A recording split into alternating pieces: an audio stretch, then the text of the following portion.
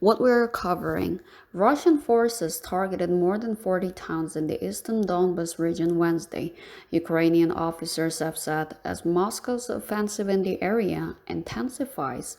Fierce battles are taking place around Severodonetsk and the Luhansk region, and in neighboring Donetsk. Ukraine's defense ministry said Russian forces are conducting an intense offensive on the important rail hub of Liman.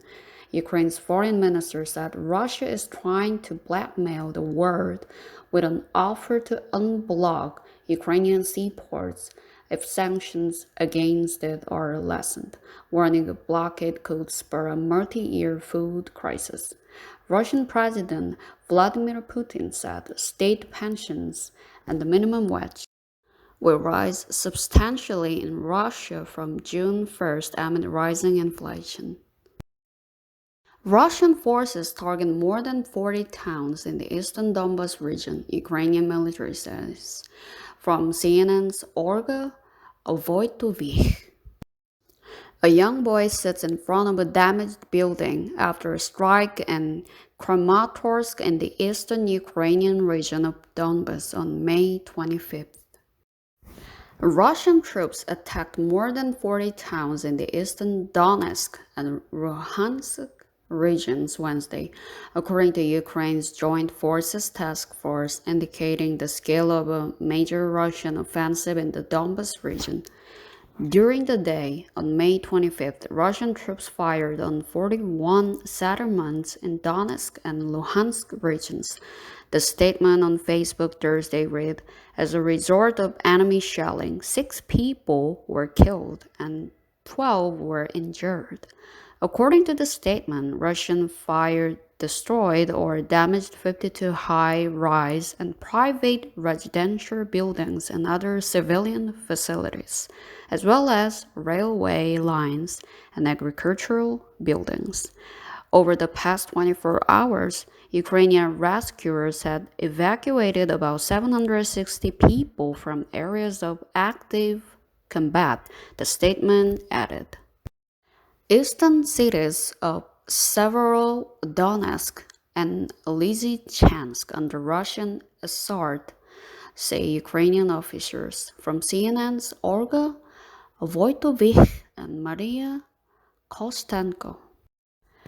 Pro-Russian troops fire a self-propelled howitzer 2S-1 in the direction of Severodonetsk in the Luhansk region of Ukraine on May 24th. The Ukrainian cities of Severodonetsk and Lysychansk are under Russian assault amid an offensive in the eastern Luhansk region, the office of the President of Ukraine said in an update Thursday. Severodonetsk, an industrial city situated across the Seversky Donetsk River from Lysychansk, has been under heavy shelling, and the statement said the Impulse Research and Production Association and 11 high-rise buildings in the city had been destroyed. Alexander Stryuk, head of the Severodonetsk military administration, said in a radio interview Thursday that the connection between Severodonetsk and Lysychansk had been complicated because of Russian shelling of a bridge between the two cities. The enemy hadn't stopped shelling residential neighborhoods for the past 1.5 weeks. Stryuk said 12,000, 13,000 people remain in the city. People are hiding in shelters and basements. The city is under constant fire. Stryuk added that communication was limited and that 90% of Severodonetsk housing stock had been damaged or destroyed. The fall of Severodonetsk, the last major city in the Luhansk region under Ukrainian government control, would be a major setback for Kyiv.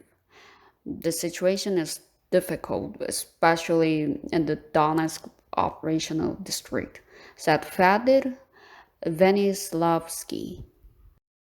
The fall of Severodonetsk, the last major city in the Luhansk region under Ukrainian government control, would be a major setback for Kyiv. The situation is difficult, especially in the Donetsk operational district, said Fedor Vinyslavsky, a Ukrainian lawmaker and member of the Parliamentary Committee for National Security, Defense and Intelligence. The hottest spots are Severodonetsk and Lysychansk, he said, adding that Russian soldiers were trying to encircle Ukrainian troops before next targeting the cities of Bakhmut and Sordar. The enemy partially controls the Lyman and is going to the outskirts of Severodonetsk.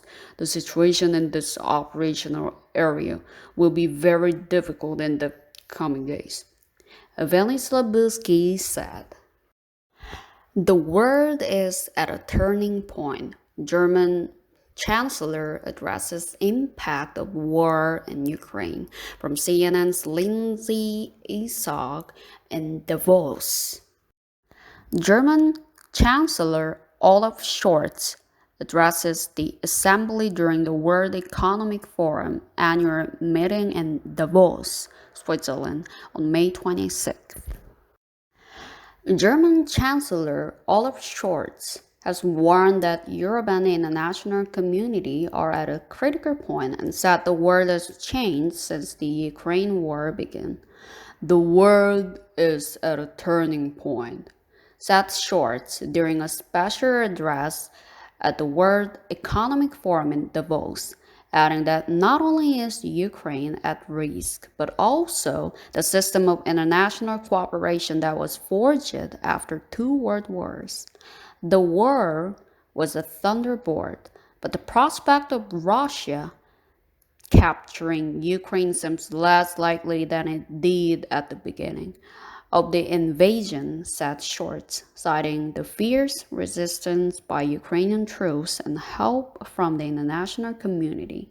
Moscow has failed in its military objective so far, but succeeded in uniting the international community and fast-forwarding Ukraine's plan to join the European Union, he added. We cannot let Putin win this war, and I firmly believe he will not win it, said Scholz.